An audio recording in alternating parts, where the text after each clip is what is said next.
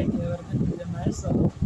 ഇന്നത്തെ ക്ലാസ്സിലെ human body system എന്ന പാഠമാണ് എടുക്കുന്നത്. Systems: circulatory system, skeletal system, nervous system, respiratory system, digestive system. The human body is A fascinating system. മനുഷ്യ ശരീരം എന്ന് പറഞ്ഞാൽ വളരെ ആകർഷകമായൊരു വ്യവസ്ഥയാണ്. The human body comprises of groups of organs which perform specific functions for the body. ഈ മനുഷ്യ ശരീരം എന്ന് പറയുന്നത് അവയവങ്ങളുടെ ഒരു കൂട്ടമാണത്. ഓരോ അവയവവും ഓരോ ജോലി ചെയ്യാനായിട്ട് ശരീരത്തിൽ ഒതുങ്ങും. ഉദാഹരണം കൈ എന്തിനു വേണ്ടിയാണ് ഉപയോഗിക്കുന്നത്? കൈ നമുക്ക് ജോലിയൊക്കെ ചെയ്യാനും ആഹാരം കഴിക്കാനും ഒക്കെ കൈ ഉപയോഗിക്കും. പിന്നെ കാല് നടക്കാൻ ഉപയോഗിക്കും. ചെവി, മൂക്ക്, കണ്ണ്, ഇതൊക്കെയാണ് അവയവ അഥവാ ഓർഗൻ എന്ന് പറയുന്നത്. ഇതിനെയാണ് they are called organ system. ഇതിനെയാണ് അവയവ വ്യവസ്ഥ എന്ന് പറയുന്നത്. This organ system work together to perform life functions. ഈ ഓർഗൻ സിസ്റ്റം എല്ലാം കൂടെ ചേർന്ന് ആണ് നമ്മുടെ ജീവിതത്തിലെ കാര്യങ്ങൾ ചെയ്ത് മുന്നോട്ട് പോകുന്നത്. First one is respiratory system, അതായത് ശ്വസന വ്യവസ്ഥ.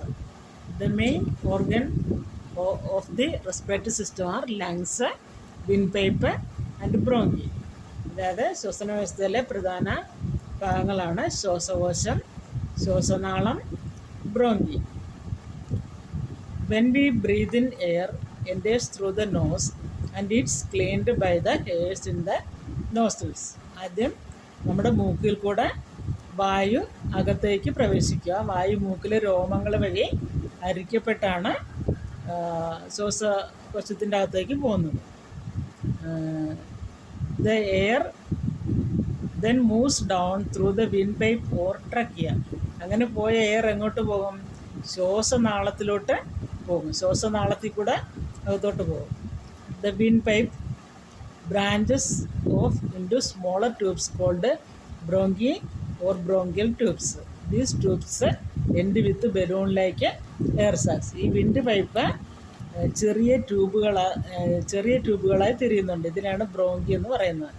ഈ ട്യൂബ് എൻഡ് ചെയ്യുന്നത് ബലൂൺ പോലത്തെ എയർ സാക്സിലാണ്. Lungs are the main organ of the respiratory system. Respiratory സിസ്റ്റത്തിൻ്റെ, അതായത് ശ്വസനാവസ്ഥയുടെ പ്രധാന ഭാഗമാണ് ശ്വാസകോശം. In the lungs oxygen is absorbed from the inhaled air and carbon dioxide is removed from the lungs as exhaled air.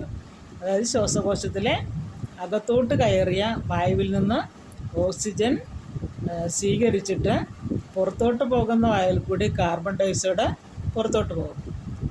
The air that we breath in has more oxygen well the air V breath out has more carbon dioxide. അതായത് നമ്മൾ അകത്തോട്ട് ശ്വസിക്കുന്നതിൽ കൂടുതൽ oxygen ഉണ്ടാകും.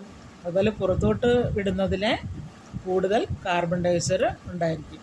Video ഇഷ്ടമായെങ്കിൽ like ചെയ്യുക, share ചെയ്യുക, subscribe ചെയ്യുക.